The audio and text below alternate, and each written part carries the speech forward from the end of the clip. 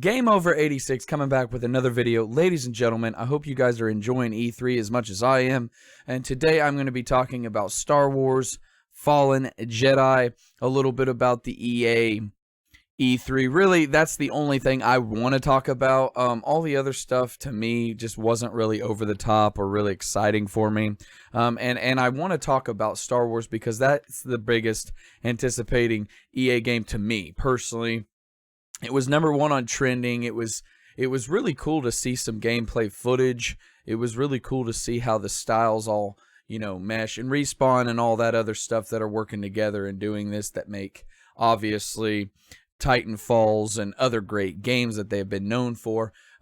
You could see that style of, and a lot of people said Uncharted. To me, what I see here is more or less, yes, a lot of sheer beauty. And for those of you that haven't played the Titanfall series, that is a killer, awesome single-player franchise game, and it has some great online multiplayer in Titanfall 2. And a lot of the things that I think people forget is how much time some of these passionate developers go into. I thought this game looks cool. They even showed more footage of it on the Xbox E3, which that video will be later on today, so stay tuned for that. I got a ton of videos coming. I got a Bethesda thought video and just talking about some of the stuff, and then we also got other stuff coming up later on in E3, and I will keep videos coming out as they keep finishing and give you guys what I think anticipation for certain games. And I know, like I said, I'm a little bit behind, but today I'm going to be putting these videos out, and I hope you guys enjoy them. Let me know down in the comments. I hope you guys watch, and if you're new to this channel and you guys are stopping by for this, make sure you guys hit that subscribe button. Make sure you guys click the bell notifications and bookmark the page to keep you guys in the know for anything game news related, whether it be PlayStation, Xbox, Nintendo, or PC. And this is an unbiased channel for those that have first time stopping by Game Over 86 channel. So anyway, to get back to what I was saying, it was cool to see. It was cool to see a single player story mode. I seen more where he could throw the lightsaber. A lot of the features in EA bored me when it came to their football manager kind of style in football. I mean soccer for people here in the States.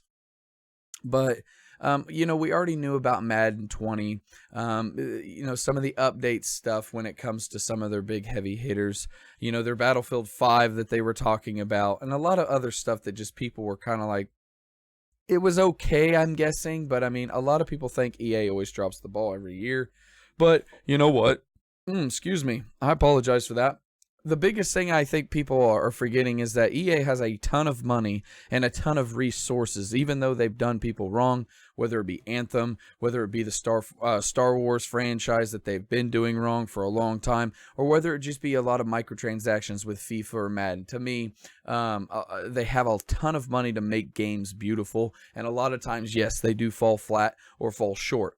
But as you guys can see some of this gameplay footage in here, I think a lot of people are forgetting, though, that even though you have all that money, it still takes great talent, it still takes great time and patience, and I think EA may be learning their lesson. Hopefully this game will turn out good. It does look really good, even though it's alpha footage. Alpha is pretty much before we even get it, the beta release or anything like that, but it does look pretty for right now. It does look like they've done a really good job, and I think a lot of fans, like I said, it was #1 trending on Twitter, or excuse me, on Face or YouTube. God, I'm all over the place today, guys. I just woke up about an hour and a half ago, my time, so it would have been about 7:30 when I woke up when I'm making this video. But it's crazy that people forget that, yes, it does take time. I hope that there's not going to be a long series to it. I hope they don't release like a extra added on DLC. I hope it's all in the game when it comes. I hope everything's finished. I hope that we don't have to worry about a lot of the problems that came with Star Wars Battlefront. And I think that could really help them going forward. I think this game's going to sell like hotcakes. As much as a lot of people were dogging Battlefront 2 and Star Wars Battlefront, the first one, it still sold really, really well, even though it didn't look like it to a lot of people that were doing YouTube videos, or whether it looked like on Twitter. It still sold really well. Like, as bad as Madden has gotten with roster updates and even FIFA, dude, they make tons and tons of money, not just on microtransactions, but they sell a ton of games. The majority of people in the States love football here, and I'm talking NFL football. And then all over the world, soccer is huge for a lot of countries, except for pretty much the United States. And I may be speaking out there on my own, but I just say that soccer's not really, when you look at the top 5 sports in the United States, I mean, there's football, there's wrestling, there's baseball, there's basketball, and then there's hockey, in my opinion. NASCAR may be thrown in there, or golf. But when it comes to dominant sports, TV, money, soccer, every 4 years FIFA gets big. So I don't think it's always been the best. I mean, you always see a lot of people from overseas or different countries promoting this game when it comes. But then when you see Madden, you see like over here, it's like professional athletes and all that other stuff promoting it rather than fans. And it's kind of boring to me now. When I was a kid, yeah, I used to like all these games. I used to buy them because they used to implement like new stuff. And I've said it before in past videos, you know, the hit stick in 05 with Ray Lewis on the front of the cover. And they had a lot of other great features that they would add every year. And at that time, you know, graphics wasn't really that big. It was still the PlayStation 2. We weren't even at the PlayStation 3. So, I mean, everything was evolving and changing. And it really looked like something would change. Every game, it seemed like they added a new feature that it lacked and it needed. And now it just seems like, okay, they made the grass better. Oh, okay, they made, you know, the helmets appear nicer. Or, you know, oh, look at this motion of how the player really falls and all this. And I get some of that stuff does make the game feel more immersive. But when I see other sports titles and stuff, to me, it's just a roster update. When a player leaves that team, you know, Odell Beckham Jr. is on Cleveland now. So you update your roster and he's not on the Giants. He's on the Cleveland, just to give an example. But Star Wars, it's not like they've been making tons and tons of Star Wars games, EA technically, without LucasArts. Ever since LucasArts has been gone, a lot of people are forgetting that, hey, Star Wars has only had like 4 or 5, maybe 6 games through EA that they've made, and they've taken over a franchise that used to be phenomenal with single-player story-driven games, and it's good to see that they're bringing this back. It's good to see them giving people a chance. Now, I understand a lot of people are still skeptical and still hesitant on pre-ordering this or possibly waiting to buy it when it comes out, and that's justified. I believe EA still has to win us back, and not just me, but millions of fans that have been not only, you know, bought into their Star Wars games and then completely get shut down. But when you look at this game, when you look at how it already is right now, it looks like it can't get any, like when I say worse as a presentation, E3. But when you look at Star Wars, it looks like it's just alpha. So, I mean, it's the sky's the limit in my opinion. I'm always never really dogging companies unless they need some criticism. And you know what? I think EA has heard a lot of people say that, look, we're going to go with a single player story driven game. They still want to do online multiplayer games with loot boxes and all this other stuff. And they still want to make money after the game, after the initial $60 is spent. So I think a lot of times they're going to get really surprised. I think a lot of fans are going to come out and support this game.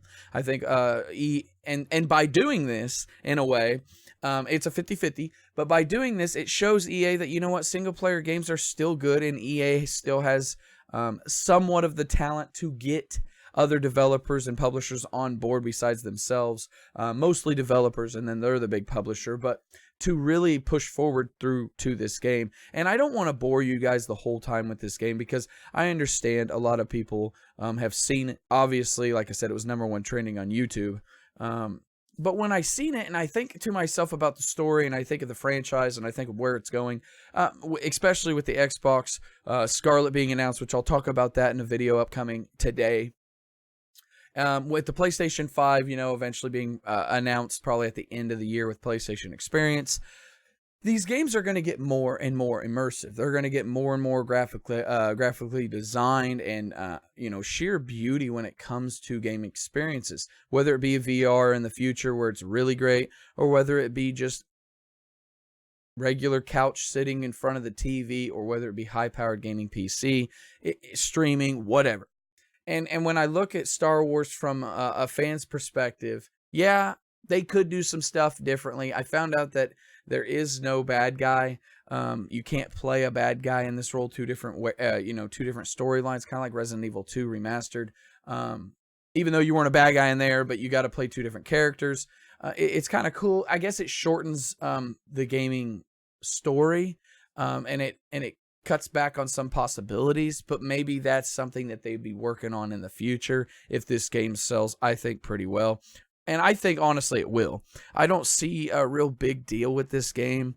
I know a lot of fans still like that online multiplayer game, and there's always going to be people like that. And a lot of people that grew up in my generation in the 80s and 90s really grew up with story-driven games because online wasn't really established at the time. It wasn't really a thing. And I think, a lot of people that are, a lot younger, 19, 18, in their 22s, 23s, a lot of people forget that, these games are what solidified big-time companies to sell consoles and to sell numerous franchise and make new franchise and new IPs. And I remember how small some of these publishers were when they first got started, and they made some unbelievable, I'm talking about EA, I'm talking about Activision, they were making some unbelievable games in the 90s. And there were so many other companies that used to that just couldn't hang on and couldn't, last. And it's good to see that Star Wars, in my opinion, is getting made in a single player. If it was a multiplayer game, it would still be fun if it had a campaign. I enjoyed Battlefront 2's campaign to an extent. I wish that this one follows, or I wish that that one would have followed more of the old school style feel like this one seems to be doing. This one has more of the original kind of Star Wars setting and feel, in my opinion. A lot of people, like I said, have said it looks like Uncharted. If anybody out there has played the Uncharted's, or and like I said, Titanfall. I played the first one, I played the second one, I beat both games, and I played online on the second one. It was a very, very well done game, and they're only like $5 or $10, I think, on Amazon or Walmart, wherever you can find them. They're a very cheap game, even on the store, whether it be the Steam or Xbox or even PlayStation Store. A lot of these games that they've made are phenomenal, and they just got bypassed, or they came out with another big heavy hitter game and they just kind of got overlooked, kind of like Shadow of the New Colossus. But going forward, guys, I want to know what you think about this gameplay. I want to know what you guys think about Star Wars as a company and as EA as a company, because when you look at the whole thing and you look at the whole picture, I think EA has changed to an extent. Yes, they're always going to be making these, re-roster refreshes with Maddens and FIFAs and all that. But they're always going to try to do something, I think, different and unique. Now, I know a lot of people may disagree with me, but I always say that, yes, companies make mistakes all the time. There's a bunch of companies that made a ton of games that they didn't turn out. And I know going forward, not for a fact, but I do know, that we have to at least show support towards the first-party single-player-driven games if we want to keep them alive, especially with these big third-party AAA developers and publishers that are trying to just make everything online and milk that loot box and microtransactions. And I've went on and stated I could care less about microtransactions and loot boxes. I know a lot of people may say, oh, why? To me, a lot of people that I've seen want the government to get involved. I don't want the government to get involved in any of video games, because eventually then they'll take away violence, they'll take away blood, sexuality, themed music, all that stuff, violence, vulgarity, anything with beauty, anything from the developer's creative mind. When that gets a government overseeing it, it's not fun, trust me. And to me, I've said this before, parents be parents, parent your kids, make sure that they don't have your credit card or your debit card, make sure that you change up, let them go outside, let them do stuff, don't let them sit there in front of the game, take control of your kids. And even the parents that have the addictions out there, you know what, you're an adult, and for people to bitch and complain, and like I've stated before, I'm unbiased in this channel, for people to sit there and say, oh, well, these loot boxes are so bad, all these people are buying it.